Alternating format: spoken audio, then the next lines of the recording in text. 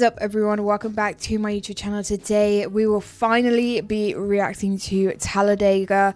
I know that so many of you have requested I react to this video. The reason why I haven't done it yet is because because this video is quite a long video. With longer videos, I have more time to do it over the weekend, but I've been really busy the past few weeks, so I haven't had time to fit it in. But today, I am finally able to do it, so I'm looking forward to it because I reacted to a couple other NASCAR videos from this channel and have loved everyone so far. So I feel like this is going to be a good one. But let's just get straight into it. But before we do that, make sure you subscribe. Over half of you that watch my videos start subscribed. Just hit the bell. It takes 2 seconds. And if you'd like to become a member on this channel and receive exclusive perks, you can also do that by hitting the join button down below. Right, let's go.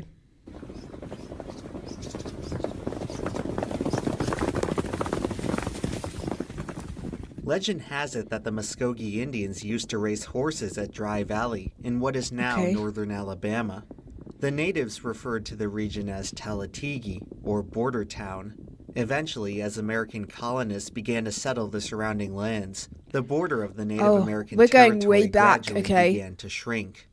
By 1813, Talladega had become a battleground as the Muskogee erupted in civil war. In 1830, President Andrew Jackson would repay the favor by ordering the removal of all indigenous tribes from the southern United States. Disgraced by their compatriots and betrayed by their American allies, the Talladega Indians abandoned their ancestral lands, never to return. According to legend, as the tribe gazed over Dry Valley for the final time, the shaman cursed the land and all of its future intruders to be struck with misfortune. Oh, okay. 130 years later, the president of NASCAR is looking for a new site to construct his most ambitious racetrack yet. Tribes, after failing to secure a venue in Raleigh or Greenville, makes sense. Bill France set his sights on a secluded valley in northern Alabama. Bill France probably never knew about the curse. Hardly anyone did. But soon enough, in one way or another, all of NASCAR would learn to fear Talladega. Why do we fear it so much? I don't know.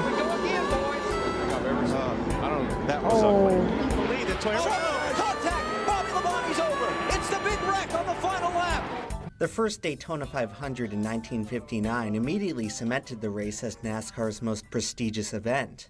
NASCAR's first race at Indianapolis in 1994 was such a spectacle that it attracted more entrants than any other event in the history of the sport. Wow, look at the crowds. Talladega's inaugural race was also a spectacle, but not for the right reasons.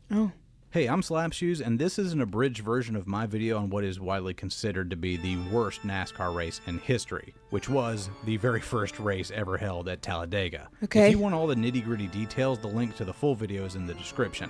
To say that Talladega's very first event was controversial would be a massive understatement. It was unlike any other race ever held in NASCAR history, and for all the wrong reasons. First, the track was completed dangerously close to opening weekend by design. Bill France had gone into serious debt trying to build this place, and he needs his money back as soon as possible. In August, just a month before race day, Talladega holds its very first tests. And despite topping out at 195 miles per hour, the drivers showed concern very early on. Davey Allison, a multi-time winner in NASCAR's top division, said, "The track is as rough as a cob. It'd be a beautiful track if it were smooth. The only way they're going to fix it is to repave it." Meanwhile, Kel Yarbrough noticed that his tires were shredded after just a dozen laps on the track. He also noted lots of bumps in the turn. Drivers, who just mere weeks ago formed the Professional Drivers Association, a union-like organization, are talking openly of a potential walkout. And the president of the PDA, Richard Petty, the winningest NASCAR driver in history, is in some tense negotiations with Bill France. But the straw that broke the camel's back was one exchange between France and Davey Allison, who won the most recent race just last week. France says to Bobby, quote, "I think you're just afraid to race." Bobby was taken aback, but it was the quiet Leroy Yarbrough who stepped up from behind him and swung and hit Bill France in the face, knocking him to the ground. Leroy then calmly said to everybody watching, "Boys, pack up your stuff, we're leaving." And just like that, almost every single driver put their cars back on the hauler and left the track, save for 3 holdouts. Brickhouse is a PDA driver and plans to walk, but the Dodge factory team pulls him aside and offers him a new ride, the brand new Dodge Charger Daytona, a winning supercar supposedly capable of speeds exceeding 200 miles an hour.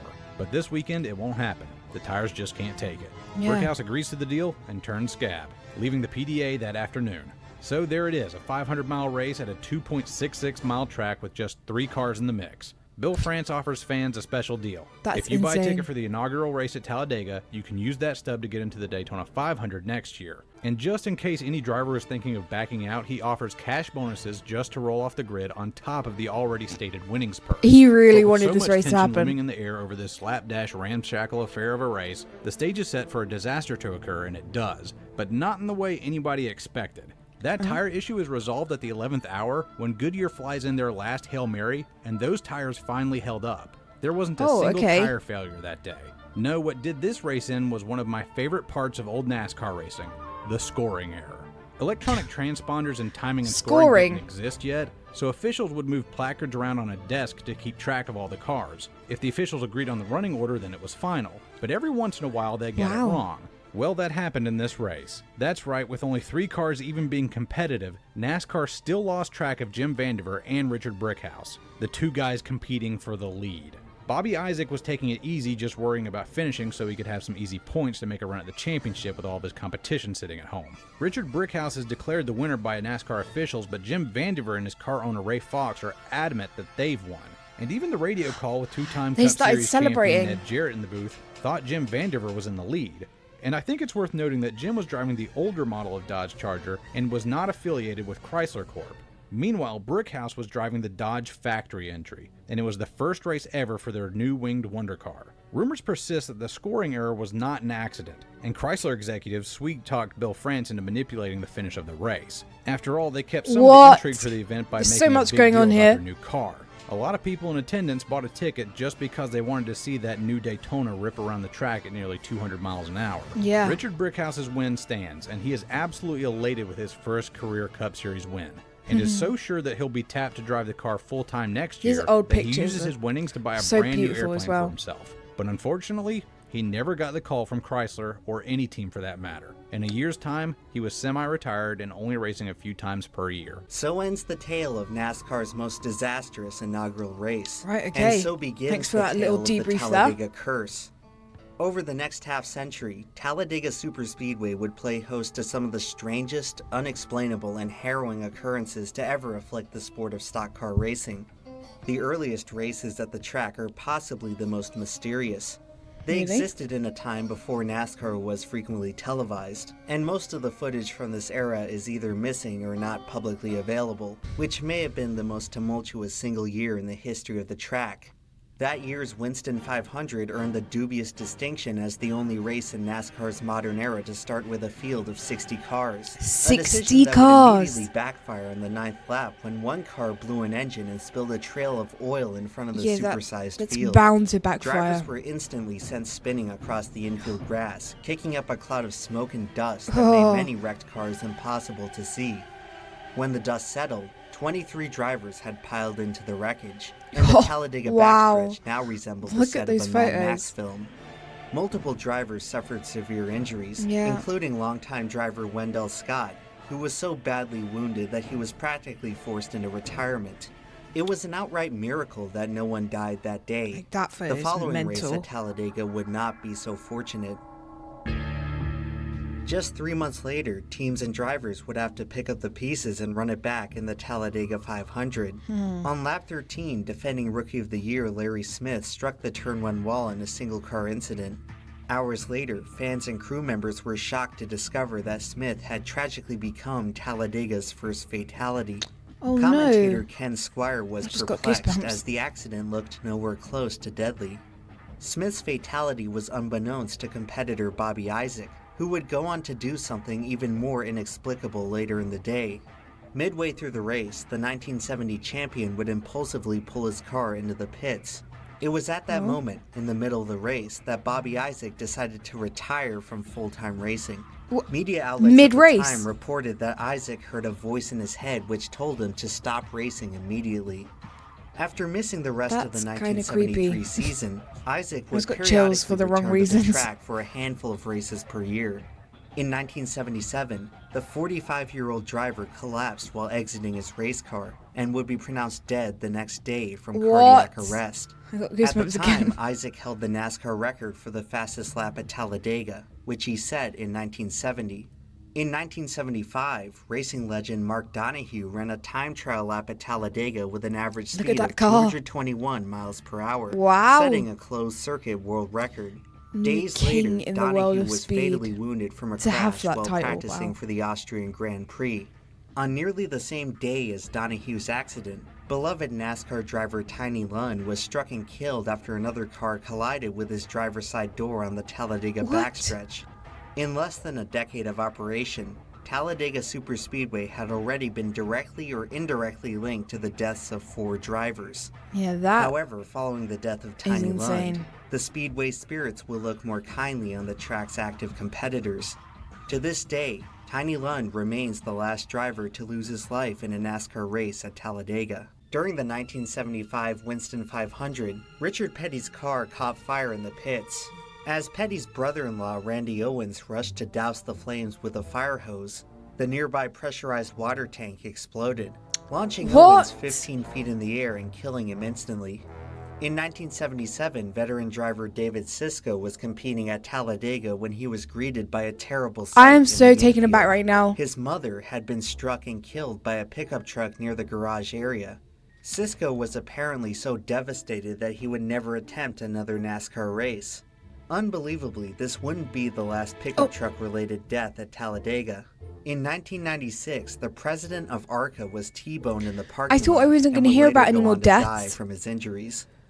Along after with the first one. Inexplicable tragedy, the early days of Talladega also housed some of the most bizarre mysteries that stock car racing has ever known. On the morning of the 1974 I'm starting to feel like this track is cursed. Crew members awoke to an unnerving development. That's what it's giving at the moment. The race cars of nearly a dozen drivers had been sabotaged. Teams inspected their vehicles and discovered slashed tires, cut oil lines, and gas tanks filled with sand. The extent of the sabotage was only fully realized during the race, as many drivers began experiencing mechanical failures as soon as they hit the track. Miraculously, no drivers were injured in the fiasco. Yeah, thank God. But sabotaging so many race cars at a track as fast as Talladega was practically attempted mass murder. Yeah. Authorities launched an immediate investigation to find the perpetrator, but were unable to identify even a single suspect. Whoever sabotaged the cars did not leave a trace of evidence, and to this day, the Talladega Tamperer remains at large. Following the worst vehicular sabotage in NASCAR history, the track amped up security for future events, and while they succeeded at keeping future delinquents out of the garage, they didn't think to check whether one could wind up behind the wheel. Prior to the 1982 Winston 500, a few drivers expressed confusion at an unfamiliar name on the entry list for the race. A man by the name of L.W. Wright had purchased a race car for $20,000, which he entered in that week's race at Talladega. Despite claiming to be a seasoned stock car racing veteran, no other driver had ever heard of him. Immediately, it was clear that the number 34 Chevrolet was dangerously off the pace. Wright was quickly lapped by the leaders and was ordered by NASCAR to retire from the race. So L.W. Wright again given the black flag as he passes by us, and Wright has been ordered to the pit area. After pulling into the pits, Wright got out of his car, slipped into the infield, and was never seen again. It turned out that L.W. Wright was an imposter and had conned investors out of nearly $50,000 so that he could race alongside NASCAR's biggest stars. To this day, the true identity of L.W. Wright remains unknown. His alias persists as one name in the NASCAR record books that may always be shrouded in mystery. There was one other car they forgot about. Well, the pace car, we understand, has been stolen. The officials are not driving this thing, and it's been stolen. Actually got into the pace car and stole it. At the 1986 Winston 500, 20-year-old Darren Crowder stole the pace car that had been left unoccupied on pit road.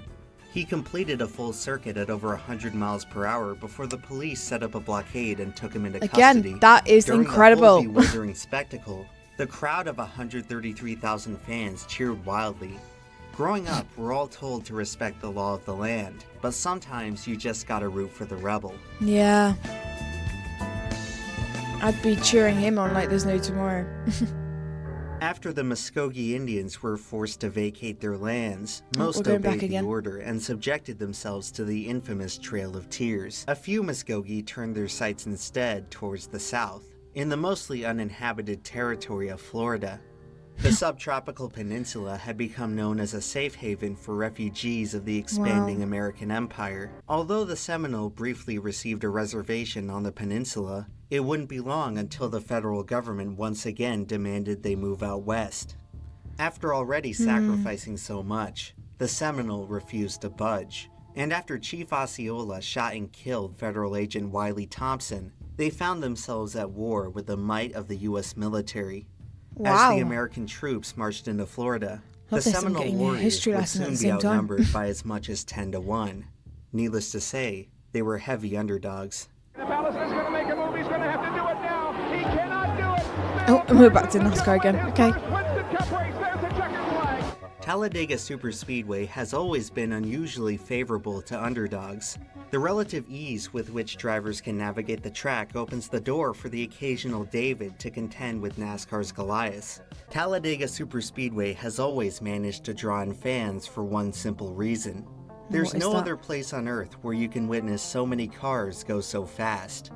The track's 33-degree corners allow drivers to maintain incredible momentum throughout the circuit. On their side Talladega may be the only track in all of racing where you can complete an entire lap without ever touching the brake pedal. Oh, wow, the colossal oval is capable of producing such extreme speeds that most motorsports don't feel to comfortable fall asleep. racing on it. But rule changes to the cars brought speeds down to the 180s for most of the decade.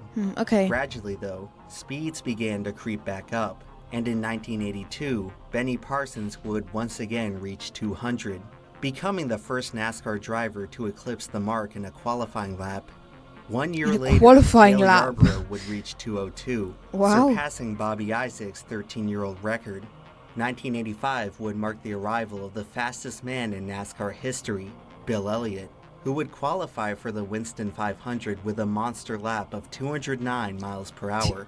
Elliott's car was so much faster than the competition that after a ruptured oil pump forced him into the pits, Elliott would overcome a 5-mile deficit under green to retake the lead by the end of the race. Talladega, it means speed, it means competition, and speed's certainly something we've seen a lot of this weekend, Larry. 8 drivers exceeded 210 miles per hour. The identical front row as last year, Bill Elliott on the pole and Bobby Allison alongside. Bobby Allison spent a brief period as NASCAR's most popular driver, and at Talladega, the Alabama-born racing legend was always a fan favorite. On May 3, 1987, Bobby Allison came inches away from becoming one with the fans. One of the real... Oh, we have a problem.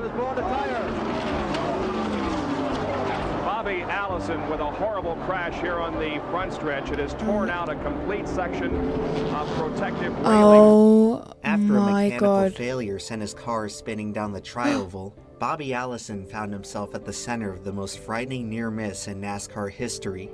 The Talladega pace had become so fast that even a slight aberration was enough to transform any of the 40 vehicles on track into a 2-ton projectile. Just as everyone was starting to forget about the Talladega curse, the track would produce an incident so ominous that it would fundamentally alter the future of stock car racing.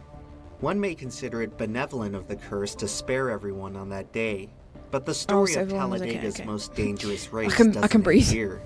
Following Bobby Allison's spine-chilling accident, the fastest field in NASCAR history would be conquered by the heir to the Allison throne, Davey Allison, who scored his first career victory on the same day that his father cheated death. 6 years later, fate would repay the favor. A sad note in sports today. Stock car racer Davey Allison died this morning after the helicopter he was piloting crashed yesterday in the infield of the Talladega Speedway down in Alabama. Davey Allison, a great champion and a good friend of ours, was 32. No way. Although his life and career were cut tragically short, there's just so much happening in this legacy video. will always be etched in the 1980s. I understand why you guys wanted me to watch this now. Possibly the most influential single race in NASCAR history. After this race, superspeedways entered the age of the restrictor plate, a new component to the intake manifold designed to limit horsepower and keep speeds under 200 miles per hour. It's a format that can allow the 30th place car to be within 2 seconds of the leader, featuring lap after lap of 3 wide traffic. Rather than raw driving ability, Winning a restrictor plate race relies on the driver's patience, timing, and decision-making.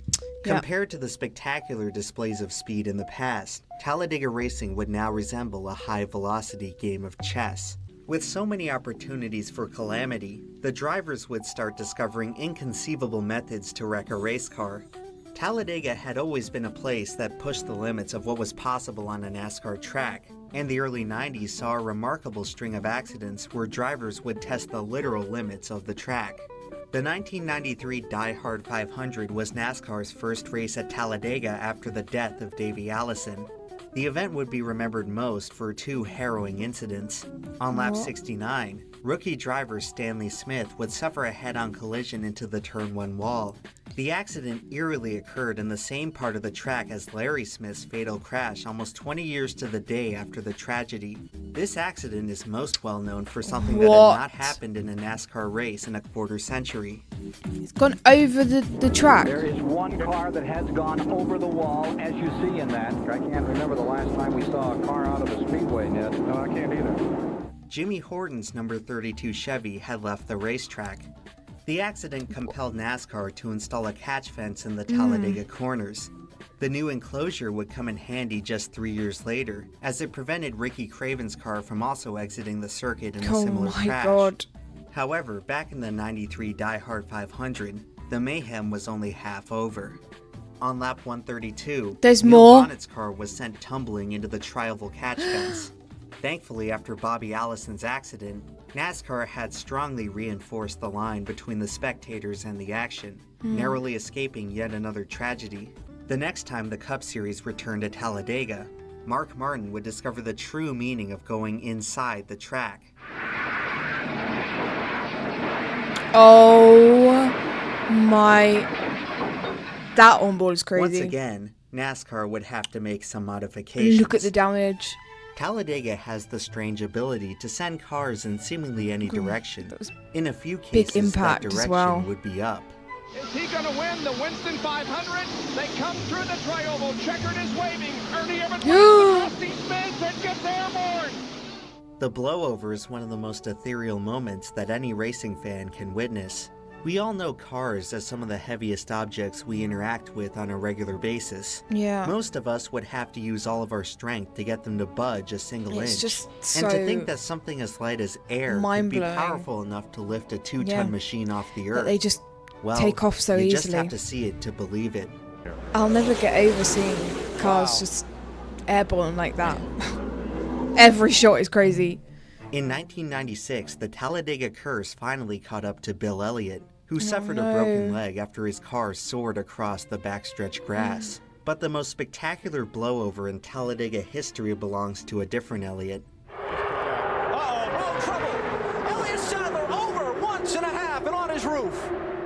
In 2003, Elliott Completely Sadler flipped in would the get air over a before it full came second down of again. airtime as his car executed a near-flawless pirouette. Yeah. The number 38 M&M's Ford must have covered the length of a football field without touching the ground. Oh. The following season, Sadler returned to Talladega and inexplicably became the only driver in history to blow over at the same track 2 years in a row, this time finishing the race in style.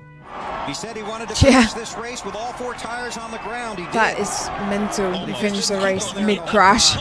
It's one thing to watch a blowover as a spectator, but to experience one from inside a race car is a sensation most of us can only imagine. A NASCAR engine can roar as loud as 140 decibels. I can't imagine but in an airborne car, what you must feel. many drivers report a brief moment when everything falls silent.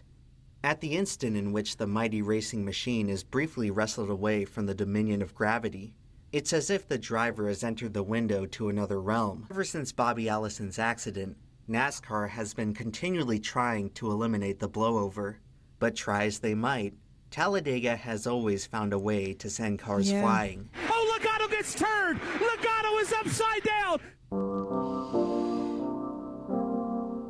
That must be the scariest thing ever. While more blowovers happen at Talladega than anywhere As a driver, else, the track's most iconic accidents are of a far different breed. It's the reason why most drivers, teams, and owners dread Talladega Sunday. Oh, what a wreck. Caught up the field, accordion's back. Whoa, man. Trouble, Stewart in the wall. Here we go. Here we go. Robbie Gordon's in at the 33. Harvick is around. Here we go, guys. Oh. The big one.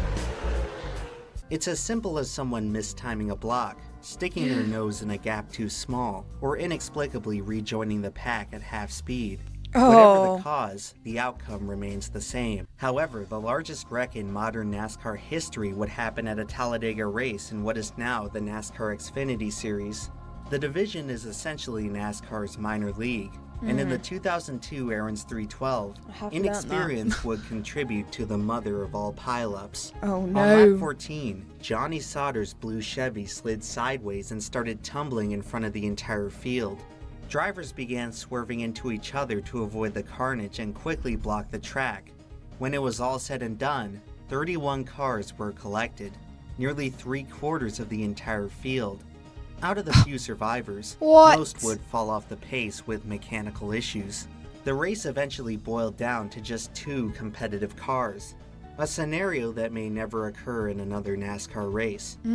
While Talladega races have increasingly turned into insane to me that all of this has happened at one track. Are you kidding? NASCAR's most feared track is capable of leaving everyone This is so unscathed. mind-blowing. The 1997 Winston 500 was the first race in Talladega history to run caution-free. After crashing into the infield just 3 years prior, Mark Martin would break Bill Elliott's record for the fastest NASCAR race. By now, Talladega had become so infamous in pop culture that someone was bound to make a movie about it. 2006 saw the release of the Will Ferrell comedy Talladega Nights, a film that features a winless driver growing resentful of his more successful teammate.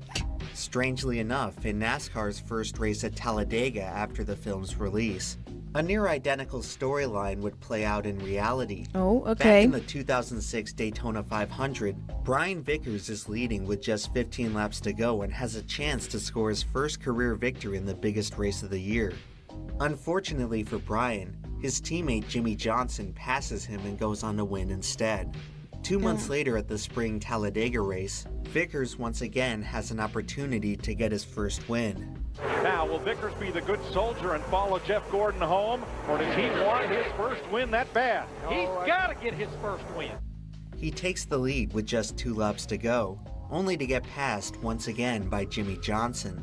Later in the year, the Hendrick teammates return to Talladega to find themselves nose to tail behind Dale Jr. in the closing laps. Both Johnson and Jr. are in a tight championship battle, and it's up to Vickers to help his teammate complete the pass for the win. What happened next wasn't exactly a shake and bake. Oh, what?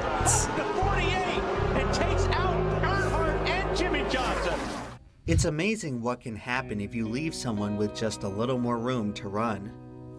The name Seminal can be traced back to the Spanish word cimarron, or runaway. They were a tribe composed of wildly different people who all shared a single unifying vision, a refusal to be conquered. The Seminole warriors fought valiantly. He they keeps pushed linking the it U.S. back. military to the most challenging and expensive conflict with any indigenous group in the nation's history. After nearly a decade of costly fighting, the military decided that further pursuit was no longer worth the trouble. By the end of the war, as few as 100 Seminoles remained, the last of the runaways. Throughout the rest of the 19th century, all of the other indigenous people in America would be forced to submit to government rule. Eventually, the Everglades Seminoles would remain as the last free tribe within U.S. territory. Despite all of their power and might, America could never conquer the Seminole people. There are some things in this world that you simply cannot control. Pure chaos. Since its very first race, NASCAR has always struggled to control Talladega. The track has served as the ultimate fulcrum for the sport's greatest conflict of interest. Pure chaos. By creating the world's most spectacular track, they simultaneously created the world's most dangerous track. It's idiotic to be out here doing this anyway. Trying to put on some cute show for whatever the hell this is. It's stupid. There's no sense in doing this. One of the most defining aspects of present-day Talladega has been the looming threat of controversy. where NASCAR's contrived bureaucracy ends up spoiling the race itself. In 2003, NASCAR would end its policy of allowing drivers to race back to the caution flag as the practice was becoming too dangerous. Instead, the field would be frozen at the moment of caution, a change that would reach a breaking point the next spring at Talladega. When the caution came out with 5 laps to go, fans were thrilled as Dale Jr. appeared to make the pass for the lead. However, the lead was instead awarded to Jeff Gordon, as he was slightly ahead at the exact moment of caution. The race would not be restarted, as Gordon would coast to a very unpopular win, as frustrated fans pelted the track with debris. NASCAR would later institute the green-white checker rule to minimize the chances of races ending under caution, a policy that has since undergone numerous confusing and inconsistent changes over the years. One of the most baffling officiating decisions for any NASCAR finish happened at the 2016 Xfinity Series race at Talladega. At first, it looked to be an amazing feel-good story with underdog driver Brennan Poole threading the needle to score his first NASCAR win. At the same time there. However, in an unprecedented reversal, NASCAR would award the victory instead to Elliott Sadler. The officials had bizarrely frozen the field less than 1,000 feet from the finish line, and in that instant, Sadler's car was briefly in the lead, despite being in the process of crashing. To this day, Brennan Poole is still searching for his first win. And by that much, Elliott Sadler, a winner over Brennan Poole at Talladega. Following the release of NASCAR's Car of Tomorrow, drivers began to realize that the flat-nosed design allowed the cars to lock bumpers at tracks like Talladega and gain an extra boost in speed. The tandem era would truly begin at the 2010 Aaron's 499, a race that saw a record 88 lead changes. By the next season, drivers had mastered the tandem. Could you imagine if we had that in F1 now? Unbelievable finishes of all time. He's got room. They're 3 wide. 3 by 3 to the line. Johnson. Wow. Maybe Jimmy Johnson. In a mad dash to the finish line with 8 cars Look under at that a blanket, finish. Jimmy Johnson would edge out the win by 2 1/1000ths of a second. Unbelievable. The closest finish in NASCAR history. However, during its brief stint, tandem drafting represented too extreme of a departure from what audiences were used to, and NASCAR would eliminate the strategy in the following season. While tandem drafting was relatively unpopular in its time, many fans today look back on the era fondly. What has never been viewed fondly is the single most despised policy that NASCAR has ever implemented, the yellow line rule. The what rule? I hate to deliver bad news, but they're telling me that they're going to drop you back to 21st for dropping under the yellow line. I went underneath Sterling, right? I was underneath him. He turned left. Oh, so it's like track limits. Okay. So I finished 5th today. I know that. So hell, whatever the hell they want to do. The death of Dale Earnhardt convinced NASCAR to implement a variety of new safety measures. Most of these ended up being extremely beneficial, but one change, the yellow line rule, has plagued superspeedway races ever since. In an attempt to reduce the number of accidents, NASCAR started penalizing drivers for passing on the apron of the straightaways, which they now marked as out of bounds with a double yellow line. Despite their good intentions, this change was a prime example of NASCAR trying to outsmart the room by adding a needlessly complicated judgment call to what was a self-policing issue. Here comes Junior, he's got to run. Kenseth tried to close him off. It's going to be borderline, guys. It's going to be borderline. Boy, I don't know. That was a pass under the line. I don't know what we're going to see here. It would be very unpopular to black flag him. In 2003, Dale Jr. was not penalized on this pass for the win. 5 years later, Regan Smith would not be so fortunate after he was forced below the line while passing Tony Stewart for the win. But they just did the same thing. They are saying Tony Stewart has won the race. Tony Stewart is the official winner here at Talladega. You can't penalize one driver and not penalize the other. That's what I was going with. I got forced down there, man. I had a nose inside of them. And there's a rule. There's a rule. Like, field, and I guess that would have been a cooler finish. I do hate it when they do that. I always got told that the rule is if you get forced down there, then you're the winner of the race. Even as recently as last year, NASCAR still has seemingly no idea how to actually enforce the rule, as Denny Hamlin went way below the line on this pass for the win and wasn't penalized. NASCAR has said the 11 is the winner. Since its inception, Countless great they don't moments really have know been what the tainted rule is by that the they've made. perpetual asterisk which the yellow line rule creates. And the worst part is, there's no And they evidence should just get rid to of it. suggest that the rule has had any effect on its intended purpose of preventing accidents. If anything, the rule has contributed to an increase in accidents, as it effectively constricts more cars within a narrower space. Yeah, I got a great idea for everybody. How about we just get rid of the yellow line rule? Nobody really wants to see the races come down to these type of decisions, and I don't think it's going to crash more cars than we crashed today. It sounds more confusing. Confusing for the people who made the rule as well. Races at Talladega have been about as close as you can get to a demolition derby. Twice a year now, drivers start a race at Talladega knowing that they most likely won't make it to the finish. Sorry we couldn't crash more cars today. Knowing that as well for today for Talladega and NASCAR. If we haven't crashed at least 50% of the field by the end of the race, we need to extend the race till we at least crash 50% of the cars. This is Talladega, and this is the fact that he said that out loud curse. as well. All the way back in 1969, we didn't just construct a racetrack. We constructed a monument to mankind's arrogance. We created something that we can never truly conquer. The writer, the Southern writer, William Faulkner once put it, "Between grief and nothing, I will take grief." Wow. It's kind of People always put ask there. me why I watch NASCAR, why I enjoy something riddled with so many imperfections. And to that, I simply answer that we can design the perfect race car, but we can never design the perfect driver. Talladega may not be the greatest display of racing, but it is the greatest display of humanity. The only place in all of racing that produces no winners, only survivors. I think Kyle's trying to cross the start-finish line, don't you think? Yeah, I believe he is. He wants to finish. He's going to do it. Oh, I love that. That deserves a donut. You go this far, you don't want to be one lap short. Every year on NASCAR's schedule, there are 2 dates that I never forget to tune in, when America's greatest drivers are confronted with the one track they fear most. In the land that America's native people once called home, 40 race cars are cursed to reenact their story. That must be at least 30 cars in that wreck. God help all of them, because there's no place to go. The Seminal bided their time in the Everglades for more than 100 years. Wow. They emerged in an America that had grown rich off the lands they had claimed long ago. An America that was now looking to move on from its centuries-long conquest. In 1957, the Seminole tribe was granted federal recognition by the U.S. government, extending them special privileges as a sovereign jurisdiction. By the 1970s, the Seminole had begun using these privileges to host high-stakes bingo halls, which would go on to be the very first Indian casinos.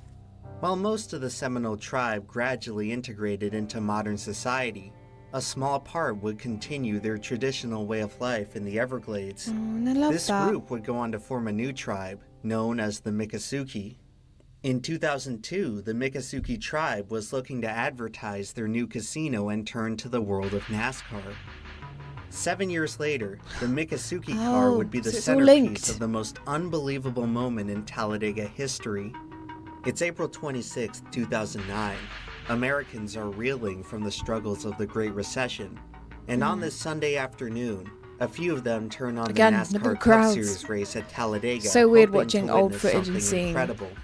In this race, they the see big grandstands pilots, for close NASCAR racing, filled. and bizarre oddities that only Talladega can seem to produce. With just 2 laps left, the audience sees something truly unprecedented. The 99 car of Carl Edwards rockets into the lead and starts pulling away from the pack.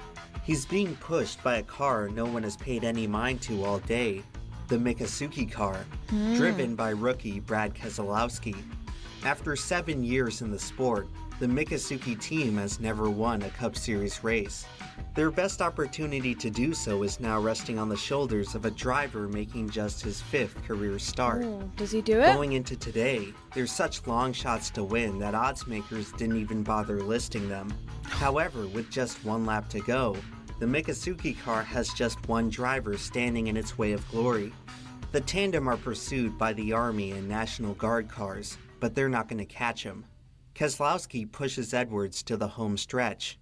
He looks high, then he looks low, as Edwards swerves down to block. Keselowski is forced all the way down to the double yellow line. Oh, he thinks not about the double what yellow happened to line. Regan Smith the year prior. He knows that if he goes below that line, it's game over. The Mikasuki car has been forced as far down as it can possibly run. It can go no further. It has been given no choice but to stand its ground. Can Keselowski try to win it? I don't think he can step out until he waits till the last. Goes to the outside. Is Edwards going to he turns it? No, no. Oh, and that destroyed the front end of Newman's car. No. Edwards will not make it to the flag. Oh, Brad Keselowski. I had a feeling that was coming, and yet I'm still like shocked. Edwards' car destroyed. Not sure where Carl's going. Maybe he thinks Oh yeah, he runs to the checker, doesn't he? That's what he's got. I think I've seen the clip before. Finish the race, and he did. Hey, From the crowd, shades of Ricky Bobby. To be fair, I'd be doing that if I was that close. The funny thing about NASCAR is that if you watch long enough, everything always comes full circle. That was a really good video. It was well worth the wait to finally be able to watch it. Yeah, I love that. I didn't know that there was so much like history behind the track and all of the fatalities that it's had, all of the other crashes that have gone on, the big pile-ups as well. Yeah, it was filled with information there. Did enjoy that video. I feel like all of the videos from this channel are just like amazing, and I enjoy every single one of them. So yeah, video was 10 out of 10. So with that being said, if you have any other recommendations of videos that you'd like me to react to, drop them in the comments. I'm working my way through everybody's suggestions at the moment. If you did want to check out any of my other socials, there are all links down below, and if you wanted to become a member on this channel and receive exclusive perks, you can also do that by hitting the join button down below. But I hope you enjoyed today's reaction, and I will catch you next time for the next one. Bye!